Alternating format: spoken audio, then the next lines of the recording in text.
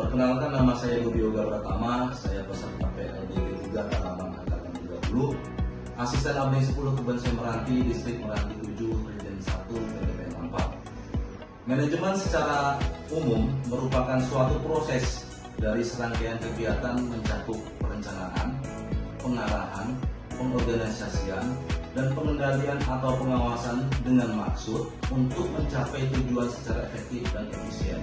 Berbicara mengenai manajemen bisnis perkebunan sebagai salah satu usaha agribisnis tidak bisa lepas dari penerapan prinsip ekonomi dalam mempertahankan dan mengembangkan eksistensinya.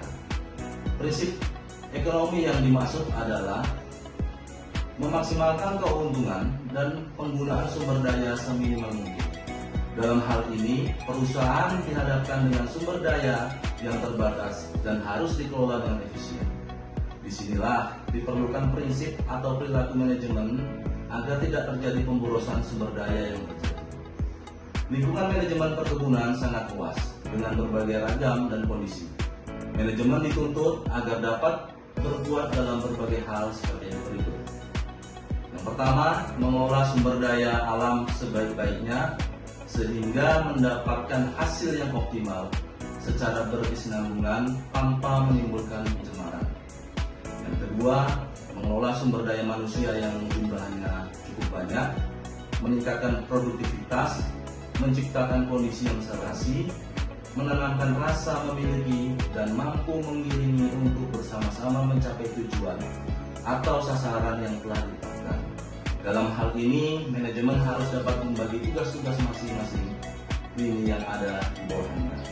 Yang ketiga, mengelola sumber dana yang terbatas sehingga semua rencana dapat berjalan sesuai jadwal yang telah ditetapkan.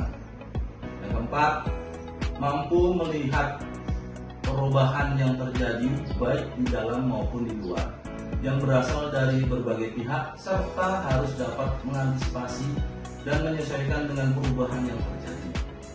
5. Harus dapat menjalin kerjasama yang sebaik-baiknya dengan pihak ketiga, apakah sesama usahawan, mitra usaha, instansi pemerintah maupun calon pembeli.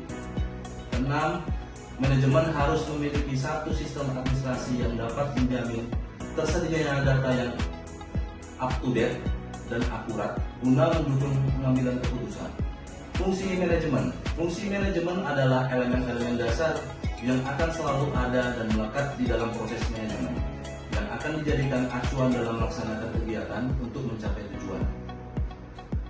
Planning, perencanaan, yakni menyusun rencana. Menyusun rencana berarti memikirkan apa yang akan dikerjakan dengan sumber yang dimiliki agar dapat membuat rencana secara teratur dan logis. Sebelumnya harus ada keputusan terlebih dahulu sebagai petunjuk langkah-langkah selanjutnya.